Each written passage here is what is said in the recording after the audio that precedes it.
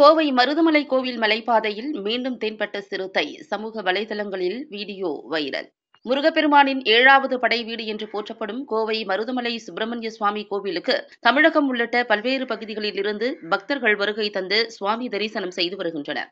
வனப்பகுதியை ஒட்டி மருதமலை அமைந்திருப்பதால் வனவிலங்குகள் கோவில் படிக்கட்டுகள் மற்றும் சாலை வழியாக கடந்து செல்வது வழக்கம். எனவே கோவிலுக்கு வரும் பக்தர்களின் பாதுகாப்பு கருதி மலையடிவாரம் படிக்கட்டுகள், கோவில் வளாகம் உள்ளிட்ட பகுதிகளில் கண்காணிப்பு கேமராக்கள் பொருத்தப்பட்டுள்ளன. இந்நிலையில் மருதமலை கோவில் வளாகம் அருகே ஒரு சிறுத்தை சாலையை கடந்து சென்றது. இதனை அந்த வழியாக சென்ற பக்தர் ஒருவர் செல்போனில் படம் பிடித்து சமூக வலைதளத்தில் வெளியிட்டுள்ளார். இந்த காட்சி தற்போது இணையத்தில் வைரலாக பரவி வருகிறது. மருதமலையில் இரவு பக்தர் ஒருவர் காரில் செல்லும்போது மலைப்பாதை முதல் வளைவில் சிறுத்தை ஓடியது. இதனை அவர் படம் பிடித்து வெளியிட்டிருந்தார். இந்நிலையில் மருதமலை கோவிலில் மீண்டும் சிறுத்தை தென்பட்ட சம்பவம் அப்பகுதியில் பரபரப்பை ஏற்படுத்தியுள்ளது.